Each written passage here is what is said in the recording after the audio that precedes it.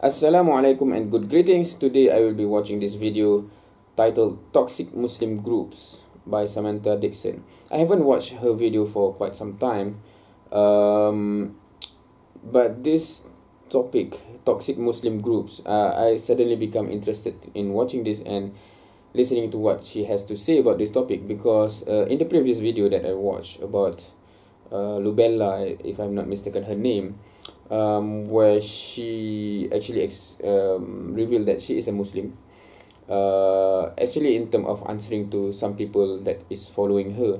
And then the way that she goes about in her video is, it seems that there are a lot of Muslim that is being judgmental towards her, and somehow it relates to this topic here.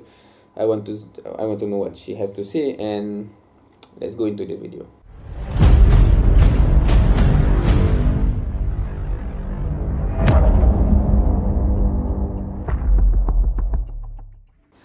Assalamualaikum everybody, my name is Sam. Welcome to my channel. It's been a while since I've made a video. I've been trying to not post garbage for you guys, so I didn't want to do a video until I had a topic that I really wanted to talk about, and I have one, so here we go.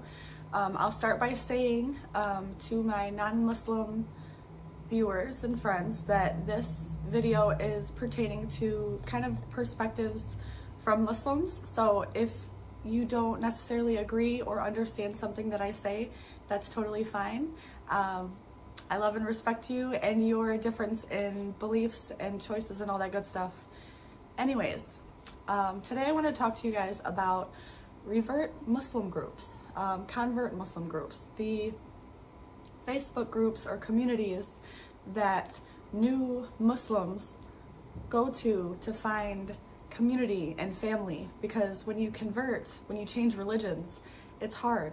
It's usually by yourself. You're usually leaving the belief system that you were brought up with your family, and so the isolation is difficult. So reaching out to other Muslims, and then also people that you have something in common with, people that are going through the same struggle, you would think would be helpful.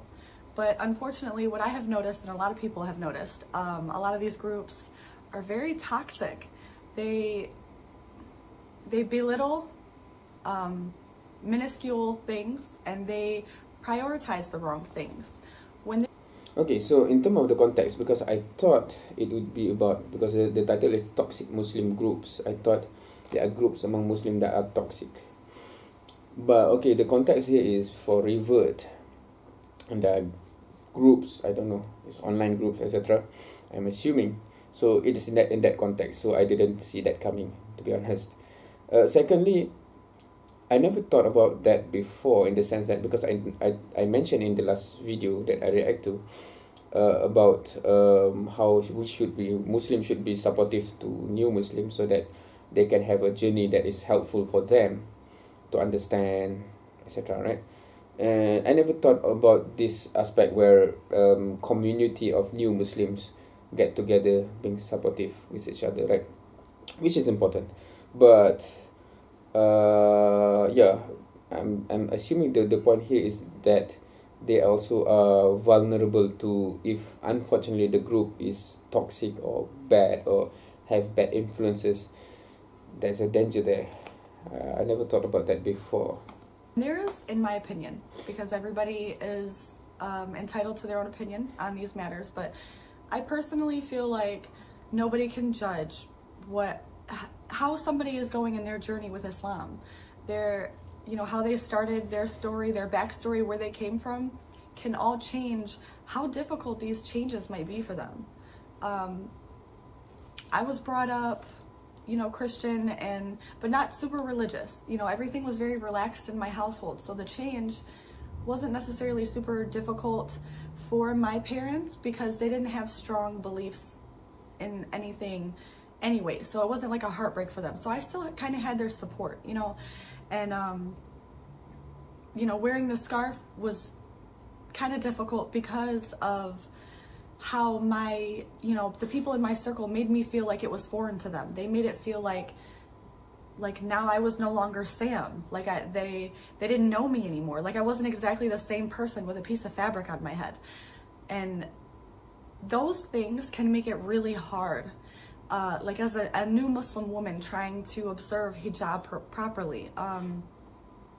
Just, I don't know, just everything that comes along with changing your lifestyle. And it is, Islam is not just a religion, it is a lifestyle. It is intertwined in every aspect of a person's life, as far as, you know, eating with your right hand instead of your left, you know, saying small prayers when you enter the bathroom. Like, there are so many things in Islam that make it a lifestyle. So that's an interesting point, a correct point about Islam being a lifestyle, a way of life, rather than a ritual religion aspect, right? So that is common knowledge among Muslims that learn Islam, but we sometimes do not realize that it comes with a lot of challenges for those who are new to it to adapt to all of it, I'm assuming. Diminish somebody's hard work because their baby steps are not big enough for you is awful. Important point. I totally agree. You know, just because the baby steps that they're making is not fulfilling our expectation, and then we come off in a wrong way that push them away. And what I see a lot too will be, and let me point out the fact that it's a lot of Muslim men that will feel like they need to comment on a sister's hijab. There's always a post saying, you know, this picture and that picture, and then it'll be one where a woman is wearing, like, you know, pants and a tight-fitted shirt and a you know, a scarf that has designs on it, and then next to it will be a woman in full burqa, you know, all black, very loose, very modest. I would like to say that usually in this post, both women are relatively modest. Okay, the first picture is in a bikini. She's not entirely out of hijab. You know, she's wearing pants instead of a skirt, or it'll be a short dress with pants instead of a long dress. And it's like, you're taking a sister that is trying her best for what she can do right now comfortably and not feel like she's doing Islam wrong, and you're turning it into, this is not good enough, you need to do better. And I need everybody to understand how entirely wrong that is, and how entirely un-Islamic that is, because I was always taught that we make excuses for our brothers and sisters. We don't judge them, we make excuses for them. So if we see a brother that is, you know, going through a hard time and he picks up cigarette smoking, we're not supposed to condemn him for that. We're supposed to assist him in quitting and finding outlets that are positive and beneficial for his body and soul. You get what I'm saying? To attack someone for something that they're vulnerable about is extremely disgusting. And when I see these groups, and I stay in them, because sometimes I like community, but then sometimes when I have an attitude and I'm in the mood to fight, I will argue with these people for the person that they're attacking. Because who do you think you are that you're better than them? Were you not last week or last year or 10 years ago in the same exact position as them? Were you not once not Muslim as well, still learning about Islam, trying to be a better person? You went through these steps. Congratulations if you skip through them faster and you're now the perfect Muslim. You know, being prideful and feeling like you're better than other people is not Islamic either. And Islam is really big on intentions, and Allah sees you looking down at these people and making them feel like crap about themselves when they're trying. So I want you guys to consider that as well. Stay in the groups. Be the positive aspect of them, please, because they clearly need us. I'm not going to leave them. I'm going to behave the best that I can, but you guys make it hard sometimes. But consider this. It's important. We talk about how the Ummah is struggling and how, you know, it's getting harder to be Muslim. Did you ever consider that putting down someone that's already trying their best might be part of the problem as well? I don't know. that is all I have to say on this topic. You guys know I love you so much and I appreciate you for watching. If you have any comments, please leave them. I want to talk about this more. If we have any productive solutions to our problem, really it's just a matter of eliminating fitna, eliminating drama. Be positive. When you speak to people, only say it in a positive manner, and that is how you know that you are not the problem. That's it. That's all I've got to say. I love you guys. We'll talk soon. Assalamualaikum.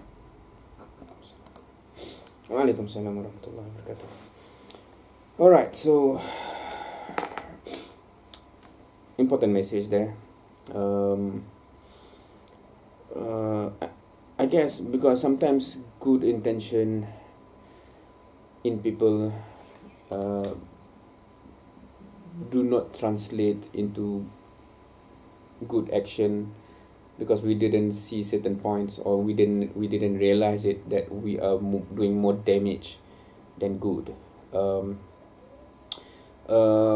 One thing I think is important that I strongly believe in is that we should live by the creed of Nahnu du'at la qudot.